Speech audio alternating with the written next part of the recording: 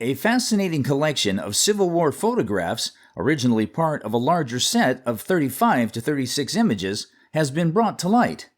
The guest inherited this Civil War photograph album from his eccentric cousin, who speculated they might be by Matthew Brady. These photographs were taken by Andrew J. Russell, the official photographer for the Union Army's Military Railroad. Printed on albumen paper, these photographs reflect the era, utilizing egg whites to adhere to the light-sensitive material. This collection includes significant scenes from the Civil War, such as City Point, a crucial supply hub on the East Coast, a Union gunboat deck, a camp scene from Virginia, and the Virginia Theater with pine trees. The thickness of the albumen paper indicates that the photographs were printed after the Civil War, likely in the 1880s. That these photographs were probably made sometime after the Civil War, because the Civil War albumen paper was very, very thin. Such a pristine condition and remarkable tonality increased the collection's auction value to, I would think that $15,000 would be a decent price for the group. Wow. The guest brought in a cherished watercolor depicting a figure fishing in a swamp. She inherited it from their mother, who believed it to be the figure of a da, a term used in Charleston for black nurses who cared for children. The painting is by Alice Revenell Hughie Smith, a South Carolina artist who rose to prominence despite having no formal training. She primarily focused on landscapes, and her works are known for their evocative and almost mysterious atmosphere.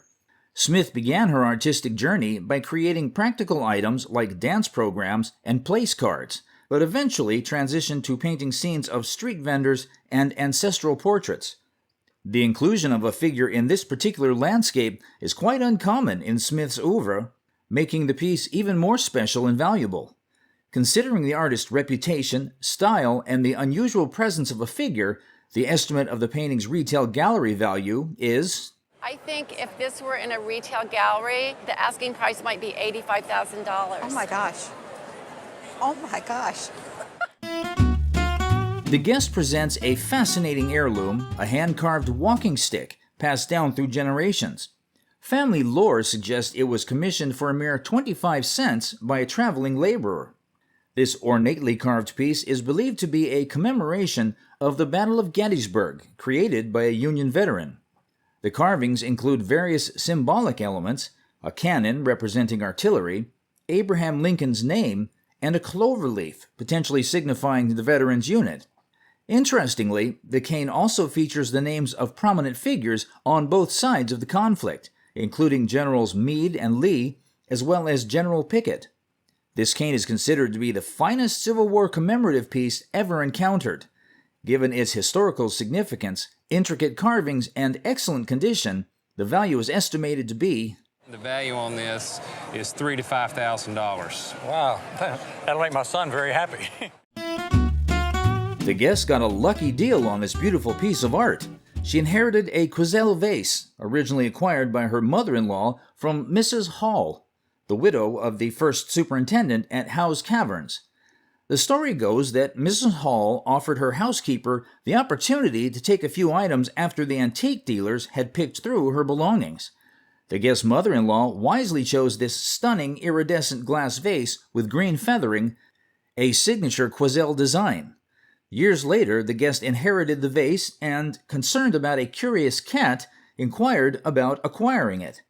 A simple trade was struck, a new blanket from the Montgomery Ward catalog in exchange for the vase.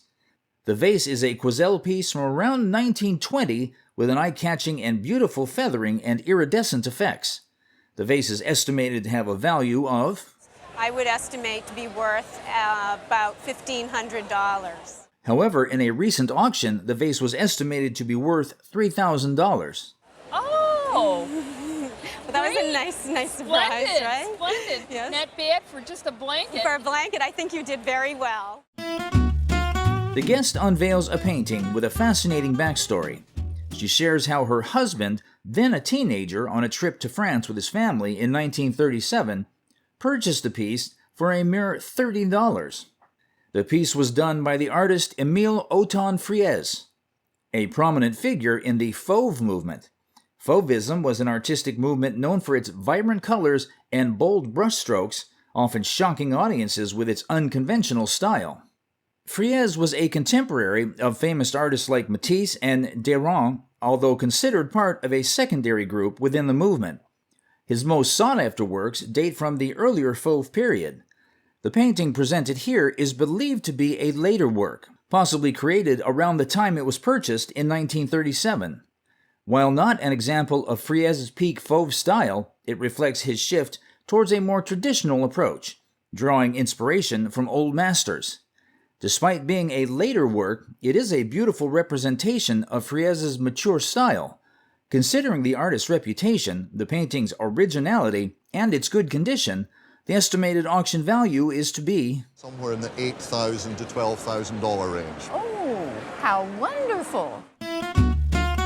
The guests brought in a remarkable Rockwell Kent painting titled The Land of Peace that was exhibited at the Carnegie Institute in 1946.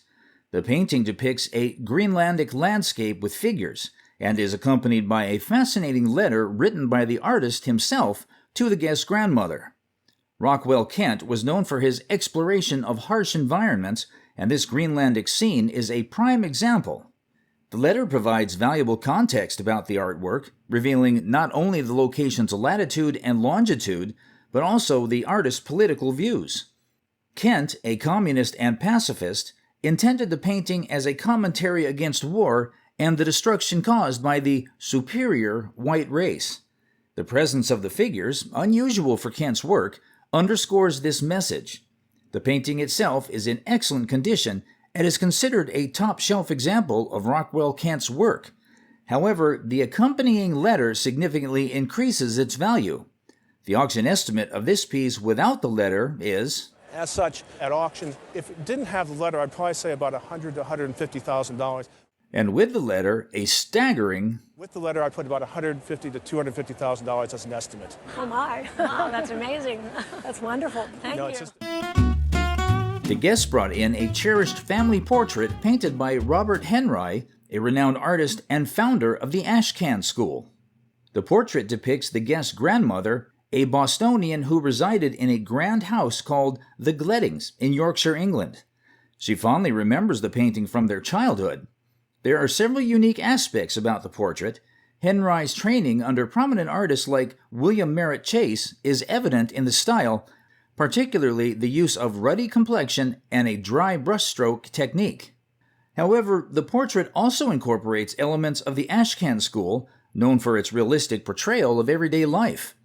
The inclusion of a 3-stone ruby ring and the feather fan add decorative elements and potentially hint at the season the portrait was painted in, being August. Considering the artist's stature, the painting's historical significance as an early Ashcan School work, and its excellent condition, the appraised value for insurance purposes is... somewhere in the area of $250,000 to $300,000. No. Because it is a... Oh, my God. The guests brought a Regency wine cooler made of mahogany and some books about furniture. The wine cooler is from the Regency period, which is from 1810 to 1820, while the books were written before that period and didn't include information about Regency furniture. Now, the books, although written by a famous expert at the time, Percy McCoy, contain many mistakes. This is because furniture knowledge and dating techniques have improved significantly since the books were written. For example, one of the chairs in the books that was believed to be Flemish from 1500 is now known to be a fake made in 1850 to 1880. Experts back then simply didn't have the knowledge or scientific tools we have today to accurately date and identify furniture. Another example is this cabinet in the book that is clearly not from the period it is attributed to. In this case, the cabinet has features that wouldn't have been used during that time period, such as cabriole legs. Despite the inaccuracy of the books, the Regency wine cooler is a valuable piece of furniture and has an auction value estimate of... Expect an auction value of £2,000 to £3,000. The book collection, however, would be worth... probably between £400 and £500 in a shop. Thank you. That's wonderful. Now we know. Yes, now we know. The guest presented an abstract lithograph on the show, which she received from her sister, an avid collector of modern art. The piece bears the maker's signature, Roy Lichtenstein. Lichtenstein was an American pop artist. Dating back to 1975, the item boasts a combination of techniques and is known as the bicentennial print, created to celebrate America's bicentennial in 1976. Furthermore, the print features several interesting images, such as red, white, and blue colors near the lower right corner, and a wheel, suggesting the cornice of a building. This is a mid-career work by Lichtenstein when his style was becoming looser and more abstract. Though we can discern some slight fading on the piece, its colors hold up remarkably well for a contemporary print. On a scale of 10 being the best colors, this print is in about a 7.5 to 8. So it needs to stay out of the sun. It definitely needs to stay out of the sun. The signature is very strong, if somewhat illegible. This modern piece of art exemplifies great artistry, and with its provenance, it is estimated to be worth... would be in the neighborhood of about $15,000 to $20,000. Amazing. So... The guests brought in a watch that belonged to the founder of the college. It is believed that it is one of the most important surviving possessions of the founder. The watch is a Dublin-made lever escapement watch with a harp symbol indicating Irish origin. The hallmarks on the watch suggest it was made in Chester, England in 1814. It also has a signature inside, which is of McMaster of Dublin. The watch is a curiosity because the lever escapement was invented in Liverpool, and Chester was the appropriate marking office. This suggests the watch was made by a Dublin watchmaker who may have been a traveling salesman. While the watch isn't something the founder likely acquired new, it is believed that he might have received it as a form of bad debt. The founder was known for being strict about people paying their bills. Despite the unknown history, the watch itself is valuable due to its age, the unusual escapement mechanism, and the gold case. It is estimated to be worth... One would say that it was probably worth something around about £700 or £800. This guest invested heavily in this antique jewelry set. These are some antique jade pieces that were acquired in about the last 12 years. They were bought from auctions, investing with a family member. Buying the jade pieces at an auction for a total of $11,000. Consisting of a necklace, earrings, and a ring made of uniquely consistent jade, the set is quite remarkable. The necklace, made of carved jade balls and jade rings interconnected by gold wirework links, probably dates from around the 1930s and 40s, showing little variegation. Featuring jadeite cabochons and diamonds, the earrings are elegant. Similarly, the jade ring consists of cabochon jade with diamonds set in a yellow gold. With an uneven jade stone, typical of old mine jade material, the ring is particularly unique. They were cutting the stone not for a specific shape, but they were cutting it for the color that was existing in the piece. So we know that the jade is actually much older than this mounting is. Showcasing great craftsmanship, the necklace is a consistent piece of jade, and its value in the market is estimated at... You'd be looking at somewhere around $7,000. Oh, okay. The earrings, with one jade slightly darker than the other, at auction would be worth... around $8,000 or $9,000. Wow. In addition to its masterfully crafted features, the uneven cabochon on the jade ring makes it a rare and early stone, contributing to its estimated market price of $15,000 to $20,000. Wow. So this is the best piece you've got. It also is the prettiest, and it's a really beautiful piece of jade. Thank you. The guest brought a lampshade she found in her father's garage in 1985 after he passed away. The lampshade was identified as a Tiffany Studios piece, signed by the artist. Tiffany Studios, separate from Tiffany & Company, produced the lamp in Corona, Queens until 1933. The appraiser verified the lampshade's authenticity by examining the glass, construction, pattern, finish, and leading. The lamp was tapped to hear a faint rattle, indicating the bond between the copper foiling and leading had loosened. This suggested the lamp was original and not a reproduction. The lamp likely originally rested on a base with arms designed for a fuel lamp, and it was dated to before 1906. The appraiser's expertise and careful examination revealed the lampshade's significant value and history, and was estimated at... This could sell for between $25,000 and $30,000. You're kidding. Not at all. I'm not kidding. The guest brought a vase that had been inherited down her family for generations, but she knew little about its origins. It had a striking decoration and large size with a green mark on the bottom. The mark featured a painter's palette, artist's brush, and daubs of paint, along with the monogram CAC and the word Bellique. While Bellique often referred to Irish ceramics, this vase was actually made by Lenox in the United States. The ceramic art company was an early name for Lenox, which was established in 1889. The mark on the vase dated it between 1894 and 1906, making it a rare and early piece. The vase features a bold, bright, painted pattern that was popular at the time. It was suspected that the vase was factory painted, but it may have been painted outside the factory. The appraiser estimated this early Lenox vase at...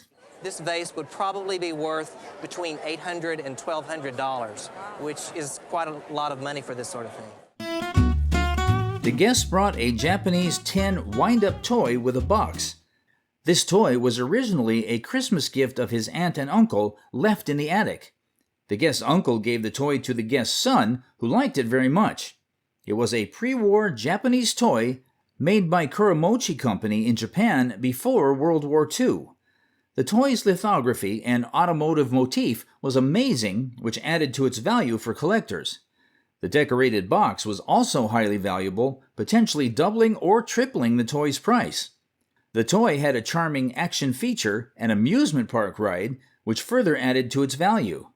The toy was originally sold for around 89 cents, but now due to its rarity and excellent condition, along with the original box, it was appraised at... At auction, this toy could probably bring as much as $2,000, maybe a little more. Wow. It's an absolutely wonderful find you have here. The guest brought a painting willed to her parents by their neighbor with an interesting backstory about how they became friends. The guest's father grew roses and had one meant to enter a show, but it was picked by an old lady. The father approached the lady, and instead of scolding her, he offered to give her flowers whenever she asked, that were not meant to be put in a show, so they both became friends. The guest and their family tried to learn more about the painting and discovered it was by Joseph Henry Sharp, an artist from Ohio. Sharp had a difficult time in school due to hearing loss from a near-drowning accident, but he developed a passion for art and the Southwest. The painting was an oil on canvas from around 1920, featuring hollyhocks and a mountain. The painting was in a period frame and has significant value due to Sharp's reputation as an artist. This stunning piece of art, with its vibrant hues and delicate details, was estimated at... If you were to put this at auction today, you could expect it to bring $25,000 to $35,000. For insurance purposes, I'd cover it at $50,000. Okay. The guest brought in a brooch that was commissioned by his grandfather for his grandmother, possibly to commemorate the birth of his father. The brooch was made by E. Jacquard, a respected jeweler in St. Louis, Missouri, in 1900. The guest also brought in the original sketch and bill of sale for the piece. The appraiser was impressed by the brooch's unique features, including multiple colored diamonds and a triangular diamond, which was rare for the time period. The guest shared a family story that the diamonds were smuggled out of France during the French Revolution and were obtained by the jeweler. The Jacquard family was of Huguenot descent, which may lend credibility to the family story. The value of this exotic family heirloom with rich history was estimated at... Well, in today's market, if this item were to come up for sale at auction, I would put a value on this at $25,000 to $35,000. Oh, wow. It's a substantial price, plus I would say somewhere around $40,000 to $45,000 as an insurance value. Yeah. Well, it's always been the sort of the good luck talisman of our family, so it's not going anywhere. Metal is not just a material. It can be a canvas for artistry and history. The appraiser examined an exquisite pistol brought in by a guest. The guest explained that he had inherited the pistol from his stepfather, who had received it as a gift from a business partner, but later lost interest in it. The guest took an interest in the pistol around the age of 17 or 18, during which he accidentally damaged it while dry firing, necessitating repairs. The appraiser confirmed the authenticity and exceptional quality of the piece. He identified it as an Italian presentation pistol from Turin, likely dating back to the 1770s or 1780s. He praised its high quality, pointing out the gold at the muzzle, the detailed gold work, and the Turin proof marks. The appraiser also noted the superb silver inlay work and a striking lion mask adorned with gilt.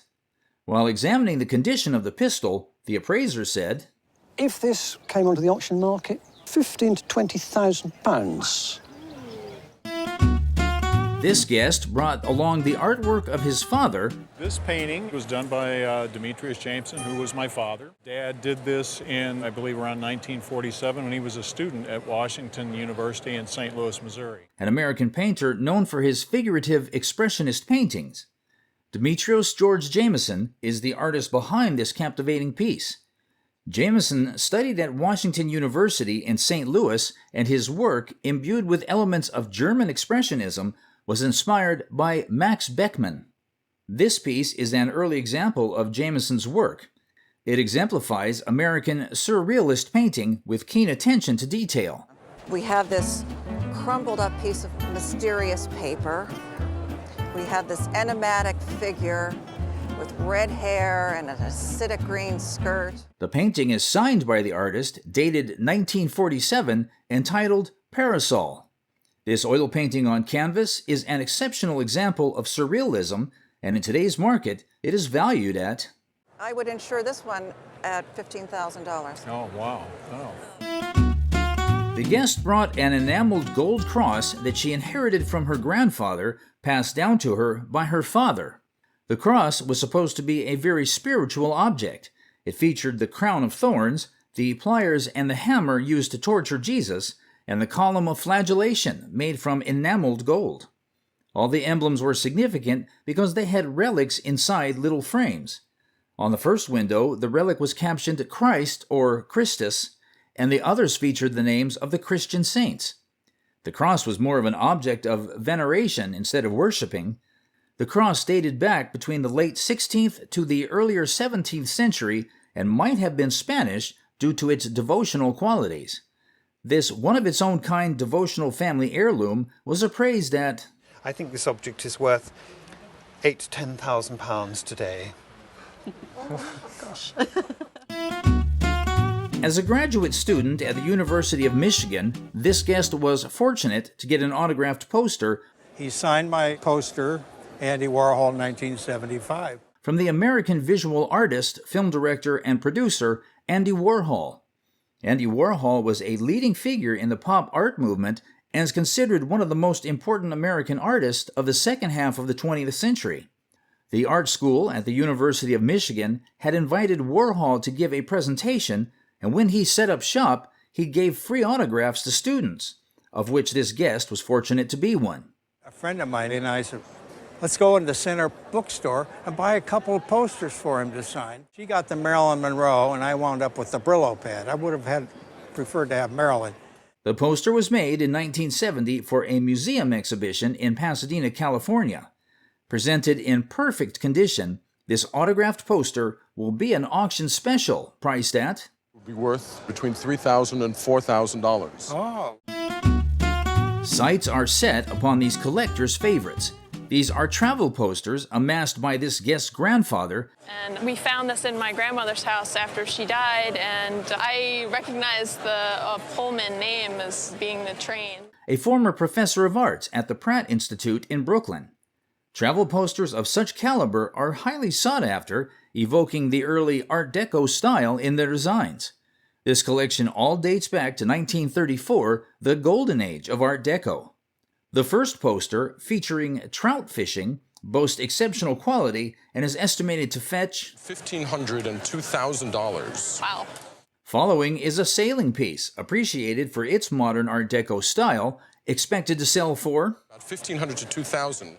The rare and unique skiing poster, renowned for its detailed depiction, holds a value of...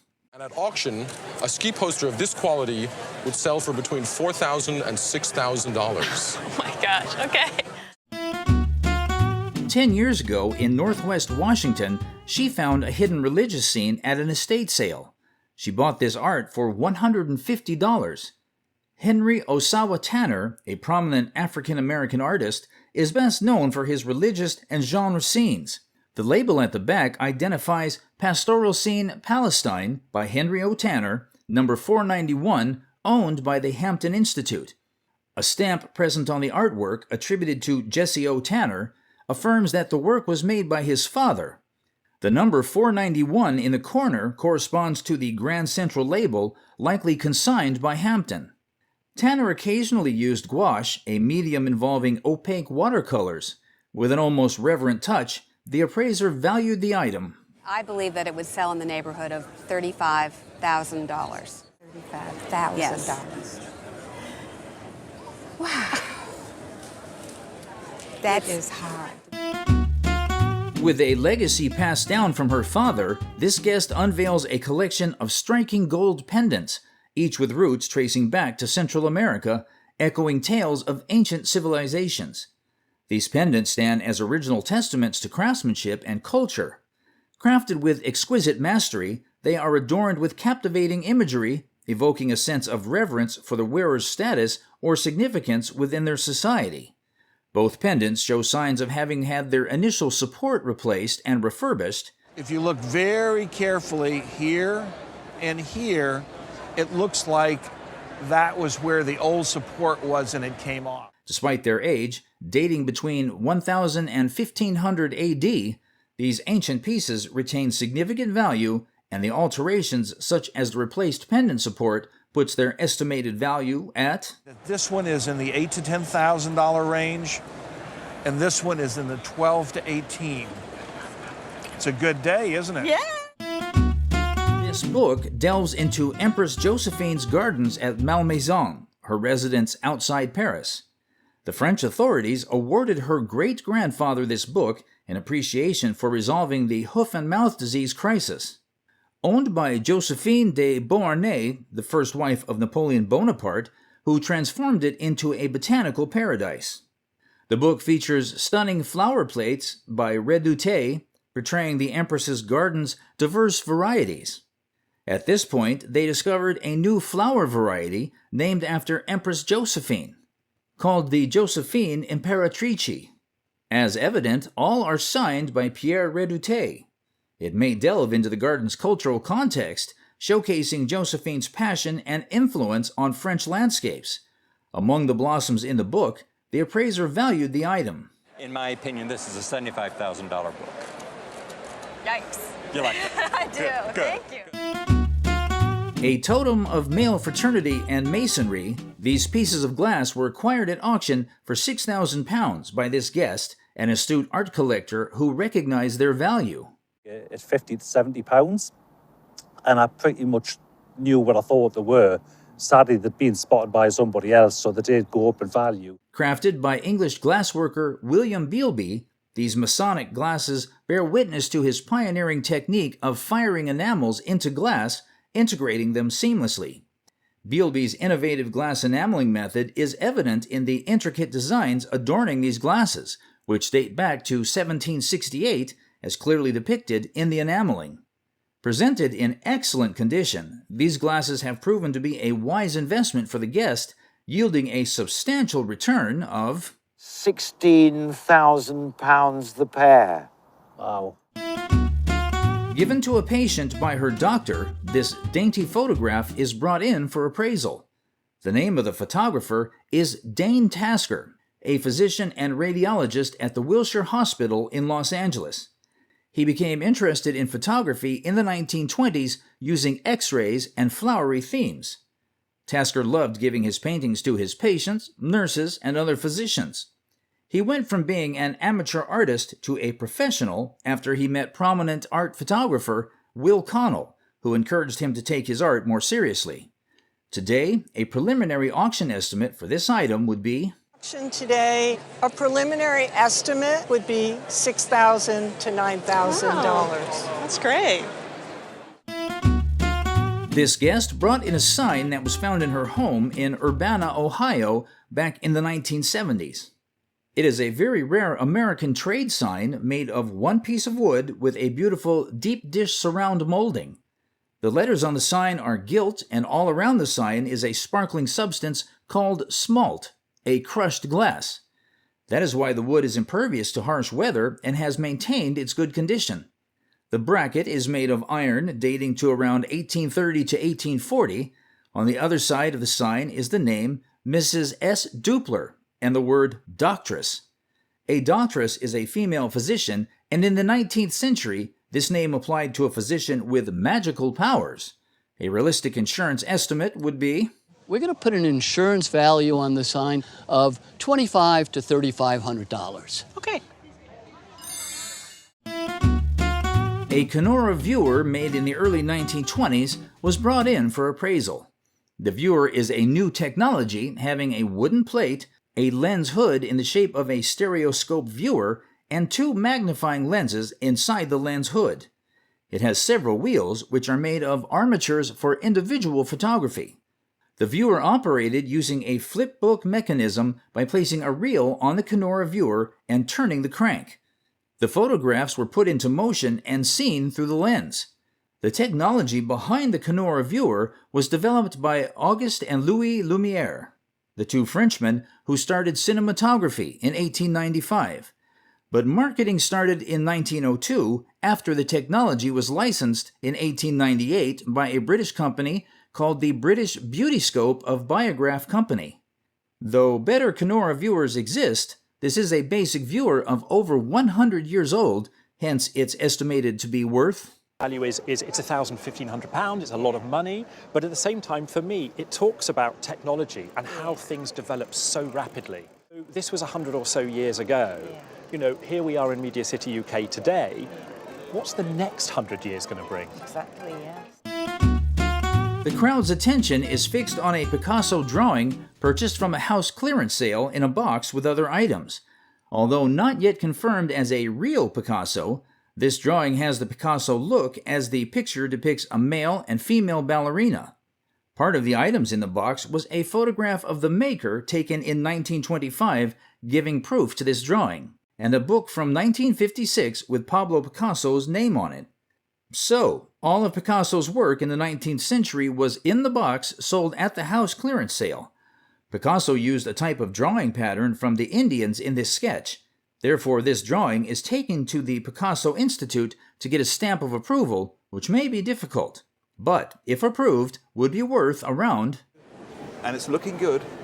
It's worth £60,000 to £80,000.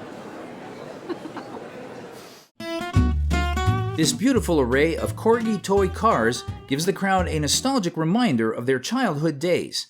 The manufacturer is the Corgi Company, whose main plant is located in Swansea with a plant in Northampton, where the components of the cars are made. Also, the components were checked for assembling issues and fixed at the Northampton plant. These cars were all unique reference models with all their components and packages. Moreover, there is a selection with unusual finishes and colors because clients rejected them and went for other cars with brighter colors. All of these cars are rare one-off Corgi editions and reference models. To the amazement of everyone, the guest confessed he had over 200 of these toy car models in his home. However, for the toy cars brought on the show, they collectively would be worth... I think there's probably around about £1,500 to £2,000 worth of cars on this table. Yeah. Today we took a trip to the Beauport Sleeper McCann House in Boston. This magnificent house used to be the holiday home of Henry Davis Sleeper. Sleeper was an American antiquarian, collector, and interior decorator, as can be seen in this house. The house boasts 40 rooms filled with authentic antique items dispersed throughout its various sections. One of the rooms features a romanticized version of a colonial kitchen. So he saw nothing wrong with mixing it up a little bit. It's the sum total of what he put in here that creates this atmosphere. That was his talent. Where we can also find a chair made by Sleeper. Furthermore, another room showcases a ship cabin theme adorned with numerous animated objects throughout its space. Among these items is a beautifully detailed folk art carving embellished with gilding. You can see that while this is a so-called primitive carving, in some respects it's really quite sophisticated. Dating back to the mid-19th century, this carving remains in good condition, accruing an auction value of, I'd say probably at least $5,000. Well, it's fantastic, as is this entire experience here at Beauport. Thanks so much. Yes, indeed. This charming table was handcrafted by the guest's grandfather during the Depression era. Family legend says a doctor even offered a Model T Ford in exchange for it, but Grandpa wisely declined. The appraiser admires the table's intricate marquetry and parquetry inlay work. I would call this a console table or a card table. And this is called marquetry and parquetry inlay. Grandpa likely used a compass and chisel to create these stunning wood designs. But wait, there's a surprise twist in the design. A band of seemingly random wood pieces. The different woods include maple, cherry, oak or chestnut, walnut, and even ebony. Another family story claims the ebony dot in the center came from a Civil War veteran's cane. Despite its age, the table's original finish seems to be in great shape. The appraiser estimates its value for insurance purposes at a cool... Insurance value on this would probably be around $3,500. I appreciate it. Well, you're welcome. This amazing toy was passed down through generations in the guest family. It features a playful surprise, a pop-up cat that even sticks its tongue out. Incredibly, the toy is in fantastic condition despite being over 100 years old. It is created by Ives, a famous 19th century toy maker. And Ives made a little bit of everything in the 19th century. They're a huge manufacturer of fine toys. This particular piece combines clockwork movement with a touch of whimsy. Amazingly, its movement is even close to high-end French automatons. Appraiser is impressed by the original key and the well-preserved cat figure. He even recalls seeing a similar one for... And it brought over $8,000. Are you kidding me? No, I'm not. Vintage photo cards offer a captivating glimpse into the world of angling history. These items were inherited by our guest from her grandmother, and the photographs were taken by Camillus Fly. Fly was an Old West photographer regarded by some as an early photojournalist. Captured in one of these photographs is Geronimo. Geronimo was a Native American military leader and medicine man. Geronimo was probably the most resilient and elusive of the Native American chieftains of his time. However, this photograph is slightly faded. Regardless, it is estimated to be worth... Even in this condition, it's still worth $1,500 to $2,000. Oh, wow. Also, we have this card that showcased the Funnel Canyon with Native American settlers.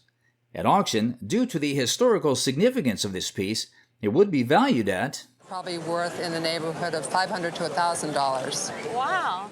Lastly, we have the cabinet photo showing Fly's label and some information on the back. This item, in good condition, would fetch a value of... And its value is $800 to $1,200 for this one alone.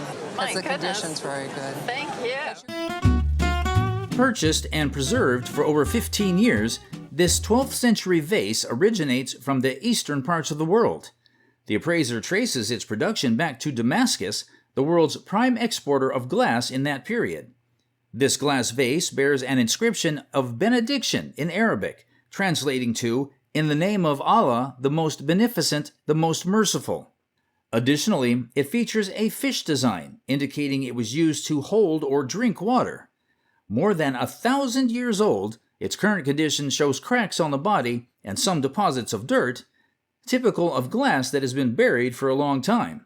However, the originality of this piece is questioned, as the appraiser insists its effects are not from time withering, but from acid.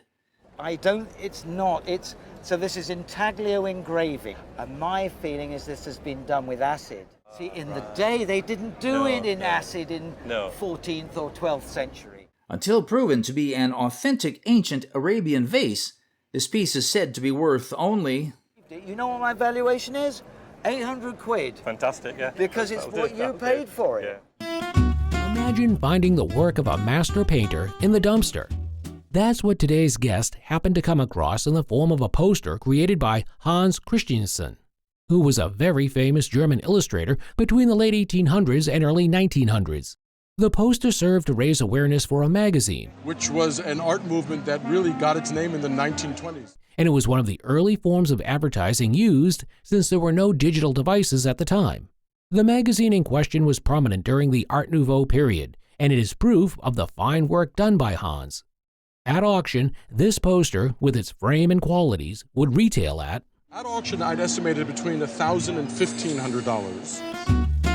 This dramatic seagull sculpture was a present given to the guest by her sister, purchased at an auction in London during the 1930s. I used to live in London. Many years ago, it was bought at Hills in Tottenham Court Road. My late sister, and then she gave it to me. This piece is a very expressive example of Art Deco made during the golden age of the movement. It was designed by the iconic French artist Jacques Adnet and Jean Adnet. The brothers were icons of luxurious French modernism, and their vision is evident in this exquisite piece. Although there is some damage to the sculpture, the price at auction is estimated at... Even taking that into consideration, you're going to have to go out with £300, maybe £350 to go and buy him again. Oh. On first glance, it looks like a wilting leaf, but upon close inspection, one would find that this is a piece of jewelry, a brooch. The guest inherited it from her grandmother after she passed away. So she suggested to Granny that why don't she think about perhaps buying a piece of Grima jewellery. Granny bought this piece and wore it often, and then when she died, she left it to me. This piece of jewelry was made and designed by the Anglo-Italian designer Andrew Grima, known as the doyen of modern jewelry design in Britain. This brooch showcases his ingenuity and brilliance. And so he then developed this kind of free-spirited jewelry and design. Made of 18-karat yellow gold with platinum down the center, set with brilliant cut diamonds. The back of the brooch bears the hallmark for his father-in-law's workshop, H.J. Co. Dated to 1965, this stunning piece of jewelry, a true work of art, will have an estimated value of £5,000 to £7,000. Okay. Wow. We are presented with a collection of glass artifacts. These are glass decanters whose values are a mystery.